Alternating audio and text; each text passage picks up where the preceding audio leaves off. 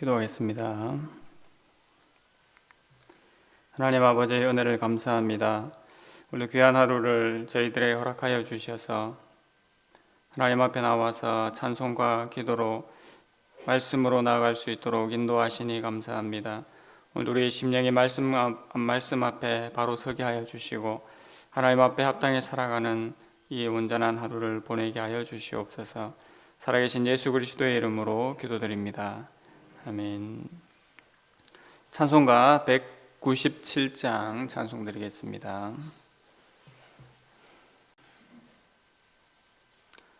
찬송가 197장입니다. 통일 찬송가는 178장입니다. 은혜가 풍성한 하나님은 믿는 전 사람 한 사람 어제도 오늘도 언제든지 편찮고 보호해 주시네. 주여 성령의 은사들을 오늘도 내려 주소서. 성령의 뜨거운 불길로서 오늘도 충만케 하소서. 정욕과 죄악에 물든 맘을 성령의 불길로 태우사 정결케 하소서. 태우소서. 깨끗게 하여 주옵소서. 주여 성령의 은사들을 오늘도 내려 주소서. 성령의 뜨거운 불길로서 오늘도 충만케 하소서. 희생의 제물로 돌아가신 어린 양 우리 주 예수여, 구속의 은혜를 내리시사 오늘도 구원해 주소서. 주여 성령의 은사들을 오늘도 내려 주소서. 성령의 뜨거운 불길로서 오늘도 충만케 하소서. 주님의 깊으신 은혜만을 세상에 널리 전하리니 하늘의 능력과 권세로서 오늘도 입혀 주옵소서. 주여 성령의 은사들을 오늘도 내려 주소서. 성령의 뜨거운 불길로서 오늘도 충만케 하소서. 아멘. 오늘 함께 보실 말씀은 신약성경 로마서 11장 25절에서 36절까지입니다. 로마서 11장 25절에서 36절까지 말씀인데 25절부터 29절까지만 교독하시겠습니다. 신약성경 256면에 있습니다. 로마서 11장 25절부터 29절까지 말씀을 한 절씩 교독하겠습니다. 25절입니다. 형제들아, 너희가 스스로 지혜 있다 하면서 이 신비를 너희가 모르기를 내가 원하지 아니하노니 이 신비는 이방인의 충만한 수가 들어오기까지 이스라엘의 더러는 우둔하게 된 것이라.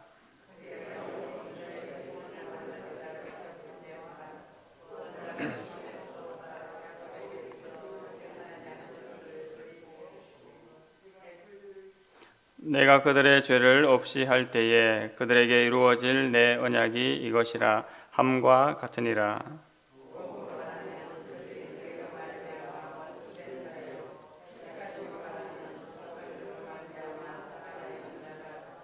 함께 읽습니다. 하나님의 은사와 부르심에는 후회하심이 없느니라. 아멘. 오늘 본문의 말씀으로 하나님의 지혜와 지식의 풍성함이란 제목으로 함께 말씀 받고자 합니다. 사도 바울은 로마서 11장에서 이스라엘의 미래와 또 이방인의 구원 경륜에 대하여서 정리하였습니다. 바울은 이스라엘의 구원이 전체적인 것이 아니라고 낙담하듯이 설명했지만 그것은 최종적인 것이 아니라고 했습니다. 이것은 이스라엘이 넘어지기까지 실패한 것이 아니라 오히려 일어나기 위한 넘어짐이었다는 의미였지요. 그리고 그것은 그들이 넘어지지 않을 때 누릴 수 있는 복보다 더 큰 복을 누릴 수 있게 되고 또 이방인들도 그 복에 함께 참여할 수 있도록 하기 위함이었습니다. 그것이 하나님의 놀라운 사랑의 섭리였지요. 그래서 이스라엘이 이 복음을 받아들이지 않는 것이 오히려 이방인들에게 부요함과 풍성함이 되었습니다. 그러므로 복음을 받게 된 이방인들도 자랑하며 교만해서는 안 되었습니다.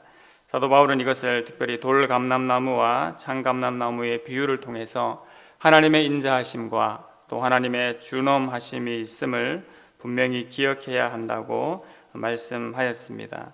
계속해서 25절입니다. 형제들아 너희가 스스로 지혜 있다 하면서 이 신비를 너희가 모르기를 내가 원하지 아니하노니 이 신비는 이방인의 충만한 수가 들어오기까지 이스라엘의 더러는 우둔하게 된 것이라. 사도 바울은 지혜 있는 자들이라면 이 신비를 깨닫기 원한다고 말하고 있습니다. 여기에서 신비는 전수받은 사람들만 아는 특별한 비밀스러운 것이 아닙니다. 오히려 공개적으로 계시되고 알려진 진리를 말하고 있습니다. 구체적으로 무엇입니까? 이방인의 충만한 수가 들어오기까지 이스라엘이 더러는 우둔하게 된 것이라고 말하였습니다. 쉽게 말해서 믿음을 가지게 될 이방인의 수가 찰 때까지 이스라엘 사람들 일부를 완고한 상태로 내버려 두신다는 것입니다. 하지만 이렇게 함을 통해서 결국 온 이스라엘도 구원을 받게 하십니다. 연결된 26절 말씀에 그리하여 온 이스라엘이 구원을 받으리라 기록된 바, 그렇게 26절을 시작을 하고 있습니다. 여기에서 온 이스라엘은 단 한 명도 빠짐이 없는 모든 이스라엘 유대인이라기보다 하나님의 구원 백성이 되는 이스라엘 전체를 가리키는 것이 무방합니다. 사도 바울은 그러면서 구약의 말씀을 인용하고 있지요. 26절 후반절에 구원자가 시온에서 오사 야곱에게서 경건하지 않은 것을 돌이키시겠고 내가 그들의 죄를 없이 할 때에 그들에게 이루어질 내 언약이 이것이라 라고 말씀하고 있습니다. 이것은 하나님의 구원 백성에 대한 설명입니다. 구원자가 시온에서 올 것이고 또 이로 말미암아 야곱의 불의가 사함을 얻고 정죄함 없이 될 것이라는 예언의 말씀이었지요. 그리고 그 구원자는 죄 용서를 약속하신 하나님의 언약을 분명하게 세우게 될 것이라고 말씀하고 있습니다. 온 이스라엘이 경험하게 될 이스라엘의 구원은 바로 예수 그리스도를 믿는 믿음을 통해서 죄로부터 얻는 구원임을 분명히 말하고 있습니다. 그리고 이 구원의 능력관에는 이미 그러했지만 이스라엘에게만 머물지 않고 모든 민족과 열방 가운데 펼쳐질 역사이고 또한 하나님의 섭리인 것입니다. 사도 바울은 그래서 하나님의 구원 백성 된 것이 얼마나 귀한 것인지를 다시 한번 각인시키지요. 28절, 29절 말씀이 그러합니다. 복음으로 하면 그들이 너희로 말미암아 원수된 자요 택하심으로 하면 조상들로 말미암아 사랑을 입은 자라. 하나님의 은사와 부르심에는 후회하심이 없느니라. 복음을 따라서 판단하면 이스라엘 사람들은 이방인들이 잘 되라고 하나님의 원수가 되었습니다. 하지만 택하심을 받은 것을 따라서 또 판단하면 이스라엘 사람들은 그들의 조상 덕분에 하나님의 사랑을 받은 사람이 되는 것입니다.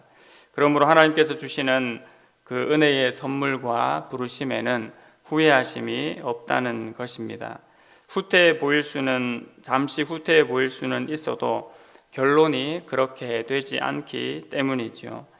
저희가 앞서 살펴보신 것처럼 처음에 순종하지 않던 이방인들은 이스라엘의 불순종으로 인해서 하나님의 은혜를 입게 되었습니다. 그러나 그것으로 끝나는 것이 아니라 이 유대인들이 또 이것을 보고 결국 이방인들이 받은 하나님의 그 은혜를 보고 회개하여서 마침내 하나님께로 돌아와 은혜와 긍휼을 입게 될 것이라고 했습니다. 그래서 결론적으로는 이방인들뿐만 아니라 이스라엘 전체가 하나님의 백성으로서 온전한 은혜를 누리게 됨을 말하고 있습니다. 우리도 우리의 믿음의 삶을 보고 믿음의 풍성한 삶을 보고 택한 백성이 하나님께로 돌아오는 역사가 있는 것과 마찬가지지요. 이것을 두고 사도 바울이 32절에 계속해서 무엇이라고 말씀하고 있습니까?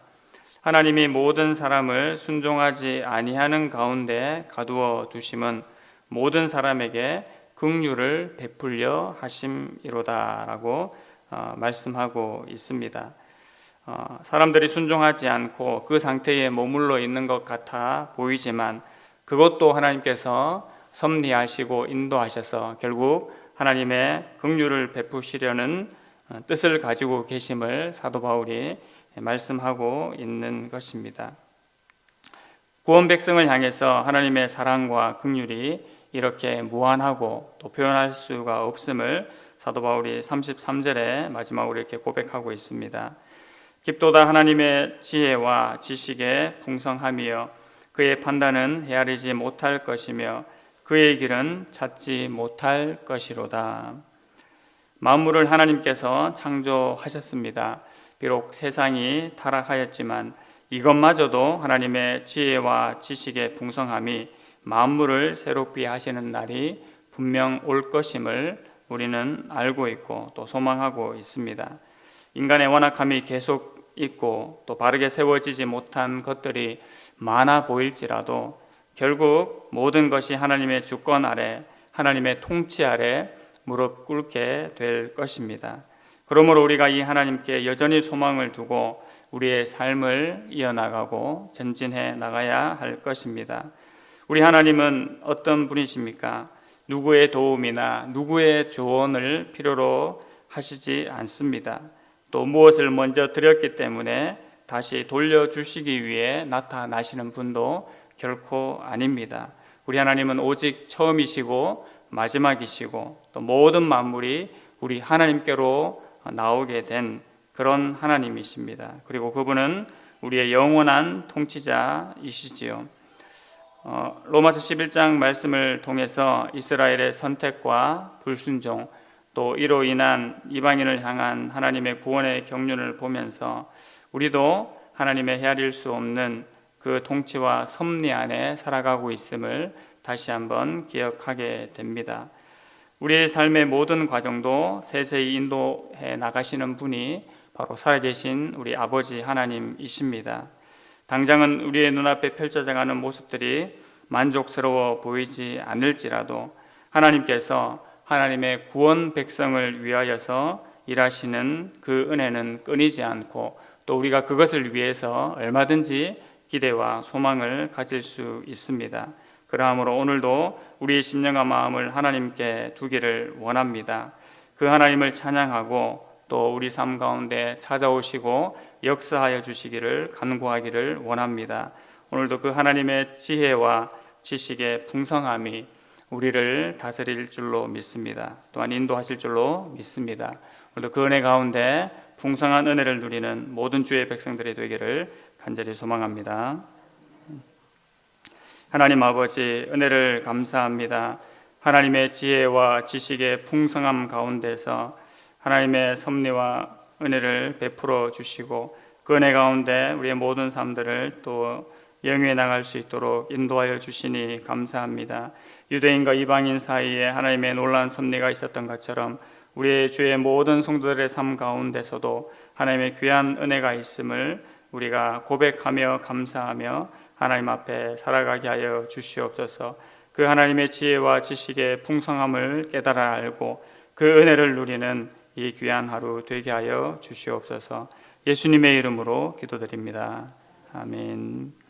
하늘에 계신 우리 아버지여, 이름이 거룩히 여김을 받으시오며 나라의 임하옵시며 뜻이 하늘에서 이룬 것 같이 땅에서도 이루어지이다.